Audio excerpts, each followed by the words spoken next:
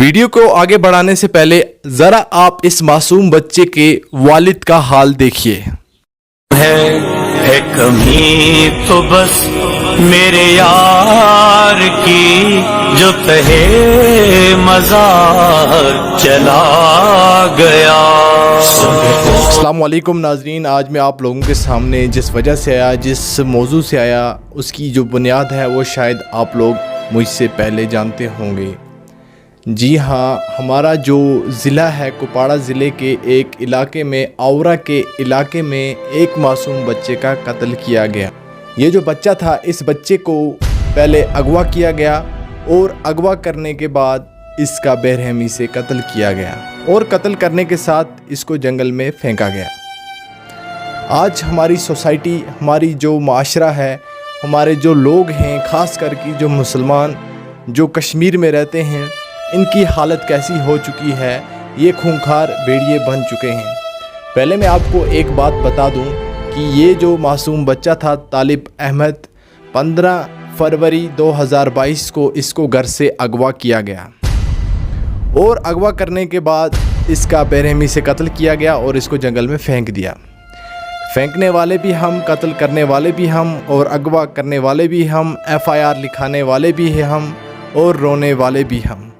آخر ہماری سوسائٹی کو، ہمارے لوگوں کو ایسا کیا ہو گیا کہ اس قدم کی طرف اس طریقے سے اپنی ذاتی ذاتیات کو نکال رہے ہیں۔ میں آپ لوگوں سے یہی بات کہنا چاہتا ہوں کہ اس بچے نے تو ابھی پوری طریقے سے دنیا دیکھی بھی نہیں تھی، لیکن اس کا قتل کیا گیا۔ اس بچے کے دماغ میں کیا چل رہا ہوگا کہ میں عید پہ کیا کروں گا، میں سکول کیا پہن کے جاؤں گا، وہ ایسے مائنڈ سیٹ لے کے چل رہا ہوگا۔ لیکن اس کو معلوم نہیں تھا کہ ہماری سوسائٹی میں ایسے درندے، ایسے بھیڑیے بھی ہیں جو ایک انسان کا جینا پسند نہیں کرتے۔ ابھی ہمارے سامنے 2 نام آئے ہیں ایز پر پولیس۔ پہلا نام جو ہے عامر خان اور اس کی ماں شاہنازہ بیگم۔ تو ماں اور بیٹے نے مل کر ہتیا کی اس معصوم بچے کی۔ ان کا جو ماں اور بیٹے ہیں، ان کا کوئی آپسی تصادم تھا اس لڑکے کے فادر کے ساتھ۔ لیکن میں آپ لوگوں سے ایک سوال پوچھنا چاہتا ہوں، اگر ان کی آپس کی لڑائی تھی بھی، اس معصوم بچے نے کیا بگاڑا تھا؟ اور میں آپ لوگوں کو اس کے ساتھ یہ کہنا چاہتا ہوں، اس لڑکے کا اس میں کیا رول تھا لڑائی میں؟ اور اگر انہوں نے اس لڑکے کو مارا تو ان کی لڑائی، کیا ان کا مسئلہ اس کو مارنے سے حل ہو جائے گا؟ ایک معصوم کی جان لینے سے، اس طریقے سے بے رحمی سے اغوا کرنے کے بعد قتل کرنے سے کیا ہماری لڑائیاں ختم ہو جائیں گی؟ کیا ہمارے مسئلے حل ہو جائیں گے؟ ایسا تو بالکل نہیں ہونے والا ہے۔ ویڈیو کو آگے بڑھانے سے پہلے ذرا آپ اس معصوم بچے کے والد کا حال دیکھیے۔ ہے کمی تو بس میرے یار کی جو تہے مزار چلا گیا۔ سبحان کے سائے درد دل میرا غم گسار چلا گیا۔ سبحان کے سائے درد دل ہے کمی تو بس میرے یار کی جو تہے مزار چلا گیا۔ سبحان کے سائے درد دل۔ اب آپ خود ہی اندازہ لگا لیے اس والد کی بے بسی کا کہ اس کے دل پہ کیا بیت رہا ہوگا، اس کے اوپر کیا عالم بیت رہا ہوگا، ان کی والدہ کا اوپر کیا عالم بیت رہا ہوگا۔ اس بچے نے نہ تو کوئی چوری کی، نہ تو کوئی ڈاکہ ڈالا، نہ تو کسی کو مارا پیٹا۔ آخر کیوں اس بچے کا بے رحمی سے قتل کیا گیا؟ ہماری سوچ، ہماری سمجھ اور ہماری سوسائٹی کہاں جا رہی ہے؟ ہمیں کیا کرنا چاہیے تھا اور ہم کیا کر رہے ہیں؟